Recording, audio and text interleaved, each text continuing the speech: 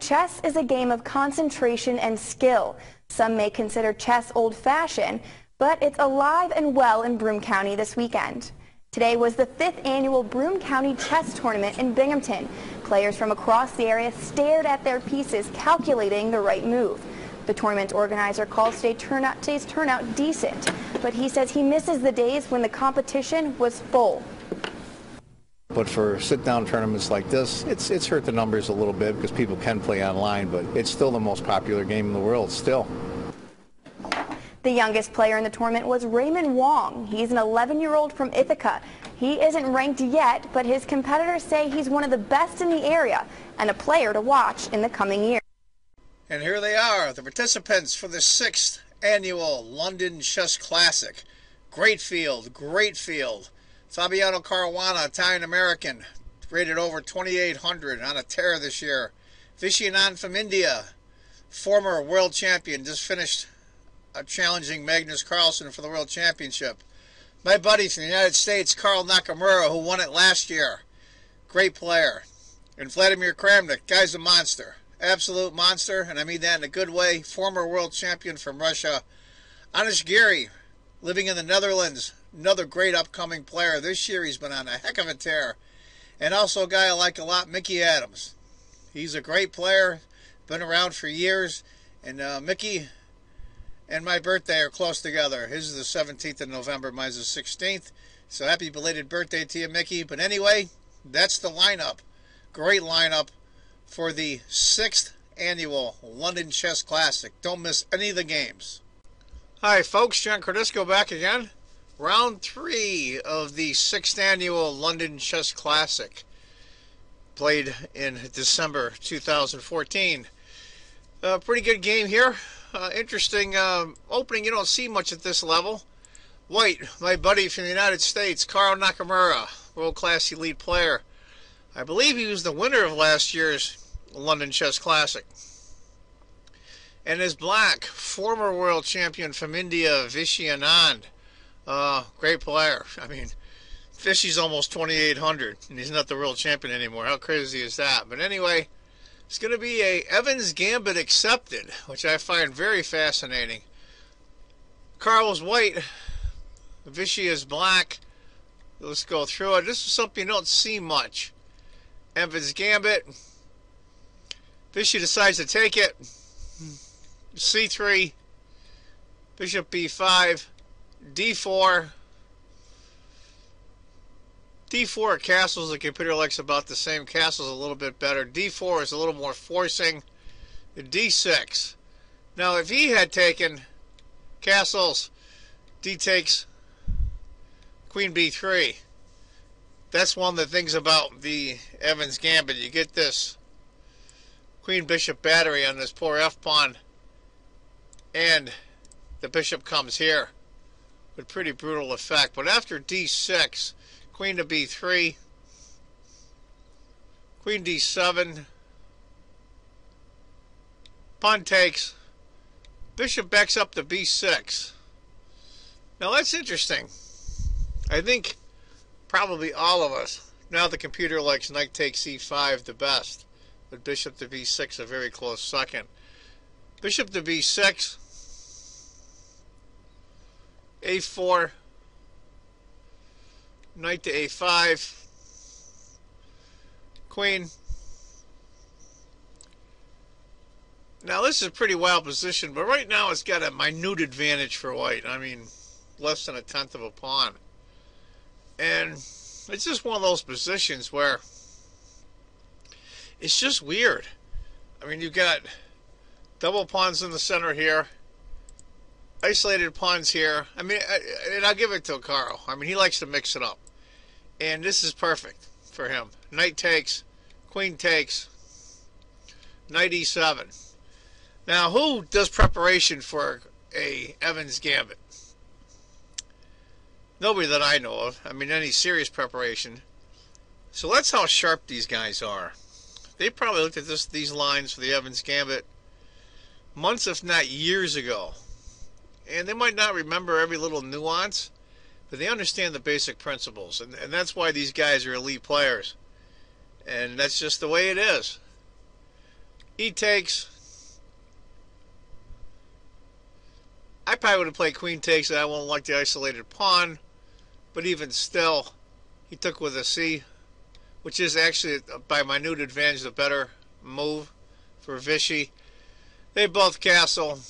Queen of D3. Quarter pawn advantage, maybe a third of a pawn advantage for black now. It's going back and forth from 0. Knight G6. Now, what I don't like about this so far for Carl is his underdevelopment. He's got both his minor pieces. His knight, his queen knight, and his queen bishop are still here. Chase the bishop off.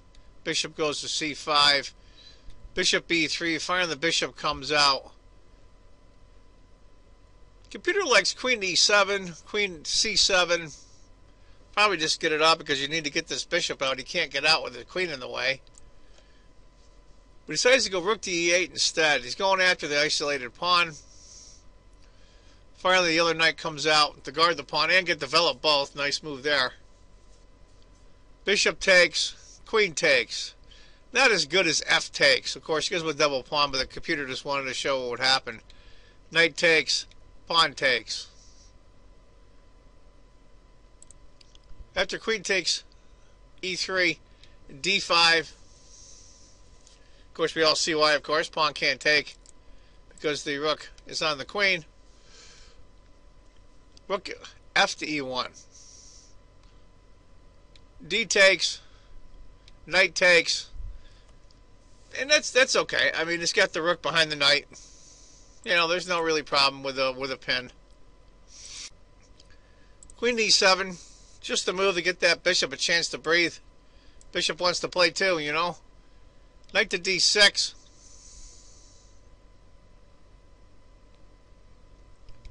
Queen takes. We all see why, of course. Why queen didn't take. Queen takes, check. Wins the exchange at minimum. Maybe even more. Queen takes. Pawn takes. Rook to D8. Rook E to D1. Rook to B8. Now, oddly enough, we're on move 23. And that bishop on C8 has not moved yet. Interesting. You don't see that often. Rook to D4. Good move by Naka there. Bishop finally moves. C4. B6. Pawn takes, pawn takes. Rook A7. Naka's trying. I mean, you're looking at... You know, this pawn's been going after. The knight can come here. You know, so of course he has to go H6 because after this knight comes here, black's in a lot of trouble. H3, just to make an escape square, I think, for his king. Plus, I don't think he wants the bishop to come here later down the road. Rook A8. Rook B7, going after the pawn. Rook finally goes to C7. Naka doesn't want to stop. The position is dead even on the computer, but Naka's got two isolated pawns in the center, and he's got to be active in order not to get crushed. Rook to A5. King comes up. Rook to C5. Rook to A7. Somehow, some way, Nakamura can get this rook to here. He'd be in very good shape, but that's not going to happen, of course. King, G4, Rook A5. Doesn't want to trade yet. Rook C5. Rook A7. Rook A5. And finally Rook C7. This did a repetition. It's a dead even position anyway. I thought it was an interesting game. All the rest of the games were drawn in round 3 here, so this is the most interesting out of the 3. So there it is. Round 3, very interesting game. Evans Gambit accepted. Very rarely seen at this high level. I thought it was interesting. Went a little quick, so maybe you want to go back in the video and check it out and kind of analyze it yourself a little more, because the Evans Gambit can be analyzed, my gosh, to death. It's an interesting opening. Anyway, as I always say, if you think chess is just a game, you're not playing it right. Take care, folks. Bye-bye. Cordisco's Corner Store is hosting its 5th annual chess championship. The Broome County Chess Championship Francis Cordisco Memorial got started over the weekend. Organizer John Cordisco says it's an opportunity for chess fans, both experts and newcomers, to test their level of skill. There are 2 sections depending on level of play, and both have cash prizes for the top 3 winners. We draw some really good players. There's some pretty good players in this county, and it's a very high quality chess compared to the number of people in the area. It's a great tournament, and I encourage people to come down and just to watch if they want.